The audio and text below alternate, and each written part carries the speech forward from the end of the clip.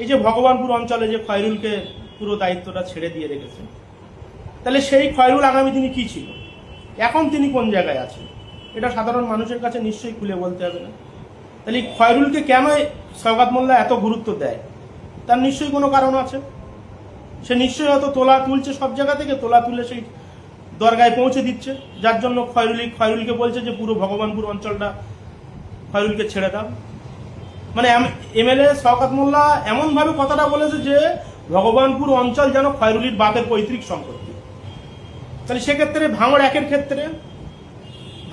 ক্ষেত্রে যে বাহারুল, রিন্টু, আহসান আগামী দিনে যারা তৃণমূলের নেতা ছিল তাদের চা বয়ে খাওয়াতো, তারা আজকের কোথায়? এই যে আহসান ভাই, আমার নিজে চোখে দেখা, এ যখন জেলা পরিষদ তায়ের ছিল তখন তার চা বয়ে খাওয়াতো, এবং এ বিগত দিনে সিপিএমটা করতো, এবং যারা থানাতে যেত তাদেরকে ডায়েরি করিয়ে 20-50 টাকা 100 টাকা করে ঝেঁকে নিয়ে বাড়ি বাজারঘাট করতো। চলার মতো কোনো পরিস্থিতি ছিল না। তাহলে তার আজকের এত বিলাসবহুল জীবনযাত্রা কিভাবে হলো? তার কি এমন পার্টস আছে যে তাকে সিকিউরিটি গার্ড দিয়ে রাখতে হবে? আহসান ভাইয়ের কি এমন পার্টস আছে যে তাকে সিকিউরিটি গার্ড দিয়ে রাখতে হবে?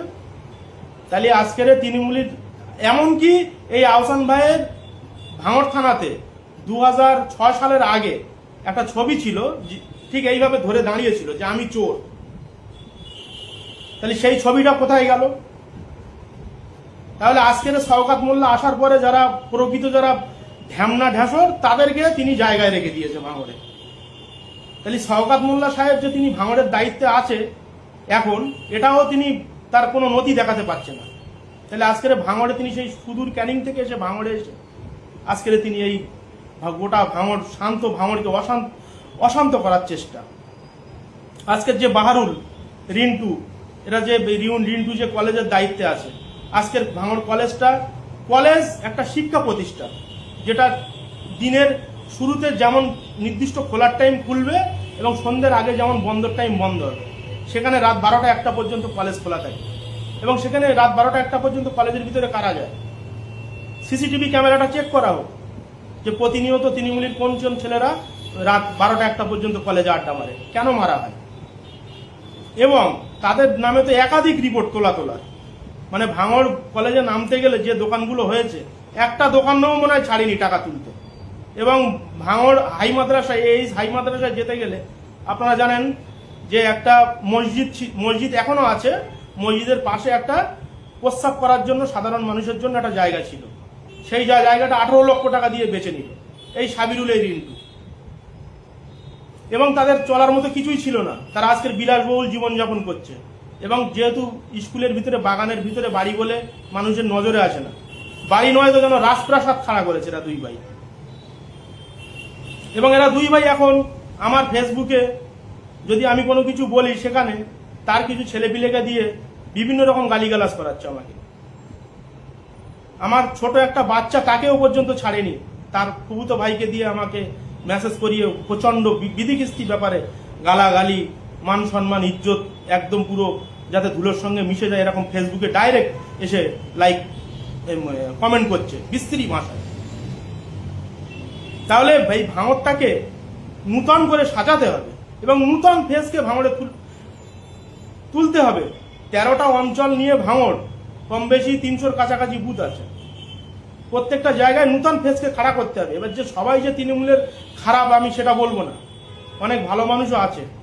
যেমন 2011 যখন নান্নু সাহেব লাইট চিহ্ন করে, ওনার হাত ধরে অনেক ভালো মানুষ তৃণমূল কংগ্রেসে আজও আছে, আমি নাম বললাম না। এবং আরও কিছু ভালো মানুষ আছে তৃণমূল কংগ্রেসে। কিন্তু যারা প্রকৃত হারমাত, যারা প্রকৃত লুটেরা এবং সারাক্ষণ তোলায় ব্যস্ত, এদেরকে চিহ্নিত করা হোক। এদেরকে বিগত দিনে জায়গায় রাখলে হবে না, ভাঙড়টাকে নূতন করে সাজাতে হবে। আজকের আপনারা ভাবুন, ভাঙড় খালদার পাড়ায় মানুষ কত শখ করে, আজকের আমিও সহযোগিতা করেছিলাম হাকিম ভাইকে, যখন উনি নমিনেশন ফাইল করে আমি ওনাকে সহযোগিতা করেছিলাম। আর সেই মানুষটাকে কিছু জিজ্ঞাসা করলে বলে আমি কিছু জানি না, যা করে আমার ছেলে করে। তাহলে সেই যে রাকিবুল বলে যে ছেলেটা, মানে উপপ্রধানের ছেলে, তার সম্পত্তির হদিশ কোথায়? আজকে ভালো করে খবর নিলে কি হারে তোলা তুলছে, মানে কোনো ঘরের টাকা থেকে যারা গ্রামবাসী তাদের কাছ থেকে মিনিমাম 20,000, আর যারা বাইরে থেকে এসে ভাড়ায় রয়েছে 1,20,000 টাকা, ঘরে 60,000 টাকা পর্যন্ত তাদের থেকে নিয়ে নিচ্ছে। তাহলে এটা কি দল করা বলে? তাহলে এই ধরনের মানুষদের চিহ্নিত করতে হবে এবং ভাঙড়কে নূতন করে সাজাতে হবে। আজকের সেই মোদাসের কে ছিল আগামী দিনে মোদাসের কাটাই তেলের বিজনেস করত, ব্যবসা করত, মানে কেরোসিন তেল বিক্রি করত কাটালিয়া মাদ্রাসার গেটের মুখে। মানে তার দৈনিক 100 টাকাও ইনকাম ছিল না। সে আজকের টানা 15 বছর প্রধানের রাজত্ব চালালো। আজকের কয়েক কোটি টাকার বাড়ি নির্মাণ করলো। কত টাকা যে ওনার কাছে ক্যাশ আছে ঠিক নেই।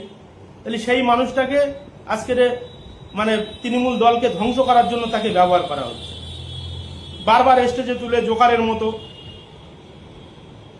তিনি বিভিন্ন ভাষায় আক্রমণ করছে, কখনো কোদ দিছি, মেদ দিছি, খাচ্ছি, কমনে, তঙ্গা, আঙ্গা।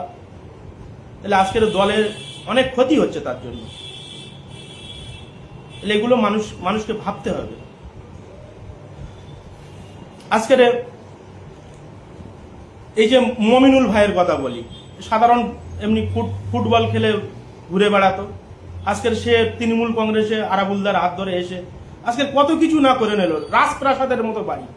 এরা কোনোদিনও কোনো গরিব মানুষের পাশে দাঁড়ায় না, কোনোদিনও কোনো মানুষের জন্য উপকারে লাগে না। তাহলে এদের থেকে সাধারণ মানুষকে সাবধান থাকতে হবে। এরা ফেসবুক, ইউটিউবে যদি ভাষণ দেয়, বা এরা যে শওকত মোল্লার সঙ্গে যে কজন কম বেশি ঘুরে বেড়াচ্ছে, সবই দুর্নীতিগ্রস্ত।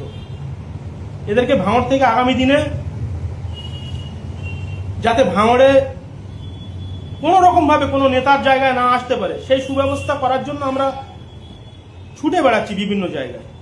সুতরাং মানুষ আমাদের নামে অনেক জায়গা থেকে যারা ফেসবুক চালায়, যারা ওদের ফেসবুকটা চালায়, তারা অনেক রকমের বাজে কমেন্ট করছে। তো ভাঙড়ের আপামর সাধারণ মানুষের কাছে আমি অনুরোধ করব, আপনারা যারা যেখানে আমার নিউজ দেখবেন, যেখানে কোনো খারাপ বা বাজে কমেন্ট তারা যদি করে, আপনারা তার যথাযথ উত্তরটা দেবেন। ভাঙড়টা শান্তির ভাঙড় হবে। ঠিক, আমরা কখনো চাই না, বিশেষ করে আমি, যে ভাঙড়ের কোনো মায়ের কোল আর নূতন করে